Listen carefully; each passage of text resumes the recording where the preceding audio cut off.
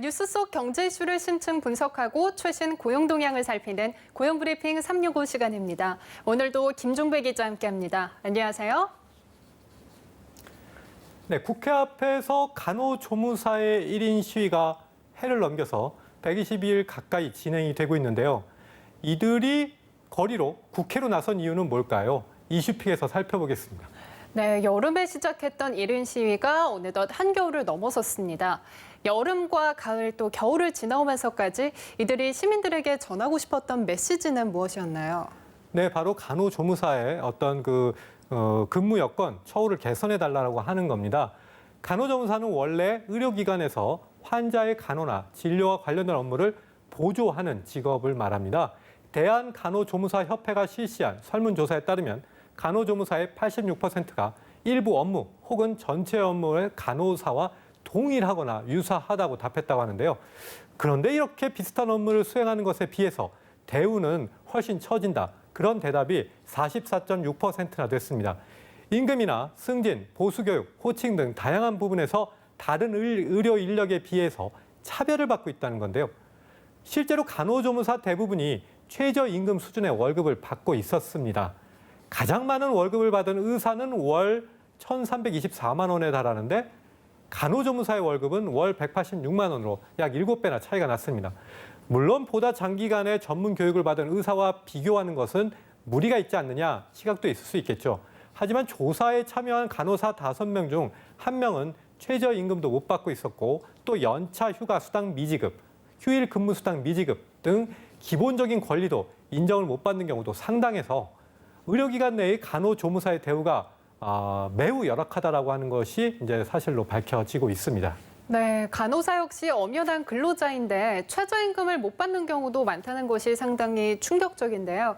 그만큼 기본적인 노동권조차 지켜지지 못하고 있다는 뜻이잖아요. 네, 그렇죠. 전동환 대한간호조무사협회 기획실장이 한 매체와 인터뷰에서 밝힌 건데요. 32년 경력 간호조무사의 임금이 여전히 월 200만 원을 넘지 못한다. 모 국립대 병원에서는 간호조무사에게 보조원이라는 명찰을 주기도 한다. 간호조무사는 법적으로 파견 금지지만 파견 근로자로도 일한다. 또 기본적인 노동권조차 인정받지 못하는 게 현실이다라고 말을 하면서 이러한 열악한 현실을 토로했습니다. 네, 사실 지난 2000년부터 도입된 간호 등급제 때문에 간호조무사에 대한 처우 개선이 더더욱 어려워졌다는 얘기가 있는데요. 결국에 지금과 같은 폐단마저 일어난 것이라고 할 수 있겠어요. 네, 그렇게 연결해 볼 수 있는데요. 모르시는 분들을 위해서 간호 등급제에 대해서 말씀을 드리면 간호 등급제는 일정 규모에 따라 반드시 기본 간호 인력을 두고 그에 따라 입원료를 차등 지급하는 제도입니다.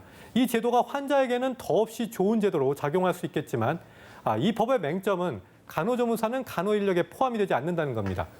당시 정부가 의료 현장에서 간호조무사의 역할을 인정하지 않고 그에 대한 보상 체계도 제대로 마련하지 않는다라고 하는 비판이 있었는데요. 하지만 개선이 여전히 이루어지지 않고 있고요. 일각에서는 이로 인해 간호조무사의 채용 자체도 쉽지 않게 되었고 대우도 열악해졌다라고 하는 목소리도 높아졌습니다. 그리고 지난해 간호조무사 단체를 법정단체로 인정하는 의료법 개정안이 국회에 계류되면서 결국 간호조무사들이 거리로 나오기 시작을 했습니다. 지난 11월에는 대한간호조무사협회 회원 1만여 명이 간호조무사 차별 철폐를 요구하면서 대규모 집회도 열었습니다. 네, 그런데 여러 통계나 조사에서부터 이 처우 개선에 대한 간호조무사들의 직접적인 목소리까지 나오고 있는 상황인데요. 이들의 근무 환경이 여전히 개선이 되지 않고 있는데 그 이유는 뭔가요? 예, 정부와 국회에서도 간호조무사 처우 개선에 대한 노력을 물론 하지 않은 게 아닙니다. 현재 보건복지부에서는 보건의료 인력에 대한 연구를 진행 중인데요. 이 연구를 통해 보건의료 인력에 대한 지원 계획, 인권 침해 구제 방안, 인력 양성 및 수급 방안에 대해 검토를 이제 할 예정이라고 합니다. 고용노동부에서도 근로기준법을 이행하지 않는 종합병원에 대해서 지속적인 감독을 시행하고 위반 사항이 적발된 병원을 대상으로 시정 조치를 하고 있는데요. 하지만 문제는 감독이나 연구가 아닌 간호조무사를 위한 의료기관의 재원 확보가 부족하다는 겁니다. 대한의사협회에 따르면 의원급 의료기관의 80%가 단독 개원으로 영세하게 운영되고 있다고 하는데요. 유지조차 어려운 상황에서 정부의 지원 없이 근로 환경을 개선하는 것에는 많은 어려움이 따른다라고 말할 수 있겠죠. 네, 결국에 간호사와 유사한 업무를 수행하지만 차별적 대우를 받는 간호조무사의 문제를 개선하기 위해서는 법적인 제도 개선이 우선시돼야 한다는 거네요. 네, 그런 필요가 있습니다. 현재 대한간호조무사협회는 간호조무사의 처우를 개선하기 위해선 간호조무사에 대한 별도의 채용 정원을 확보하고 수가 보상 체계를 마련해야 한다고 주장을 하고 있습니다. 이를 위해 우선적으로 법적으로 의료 인력으로서의 간호조무사의 역할을 다시 정립하고 그에 대한 지원 체계도 새롭게 정립해야 할 것으로 보입니다. 네, 그렇군요. 다음은 이용한 경쟁어만을 쏙쏙 골라 소개하는 뉴워드 시간이죠. 네, 오늘의 뉴워드는 제로아워 계약으로 이제 골라봤는데요. 제로아워, 말 그대로 가장 적게 근무하는 시간이 0시간도 될 수 있다라고 하는 뜻인데요. 그 말은 정해진 노동 시간 없이 임시직 계약을 한 뒤 일하는 만큼 시급을 받는 노동 계약을 뜻합니다. 채용 계약서에 근무 시간을 따로 명시하지 않고 고용주가 원하는 시간만 일을 이제 하는 그러한 시스템인데 제로아워 계약 노동자들은 24시간 대기조 혹은 5분 대기조로 불리기도 합니다. 고용주의 요청이 있을 때까지 무작정 기다려야 되는 상황도 있을 수 있다는 그런 것 때문인데요. 더 쉽게 설명하자면 보통 식당의 경우에 점심시간이나 저녁시간 같은 특정 시간이 매우 바쁘죠. 그 바쁜 시간에만 노동자를 고용하는 겁니다. 특히 일손이 필요할 때만 일을 해달라고 하는 그러한 건데요. 하지만 일손이 필요한 시간이 8시간이 될 수도 있고 2시간이 될 수도 있어서 정해진 근무 시간도 일정한 월급도 없을 수 있습니다. 네, 하지만 우리에게는 아직은 낯선 개념이긴 하지만 이미 일부 국가에서는 정착된 고용 형태라고 하던데요. 그렇다면 긍정적인 측면도 있는 게 아닐까요? 네, 근데 약간 이중적인데요. 제로아워 계약이 가장 활발히 이루어지고 있는 곳이 바로 영국입니다. 영국의 사례를 볼까요? 2013년에는 영국 왕실 소속 직원들이 수년 동안 제로아워 계약으로 근무했다는 사실이 밝혀지기도 했을 정도입니다. 글로벌 패스트푸드점이죠. 맥도날드의 영국 내 점포의 경우에는 9만 명이 넘는 직원의 90%가 제로아워 계약 노동자였다고 할 정도입니다.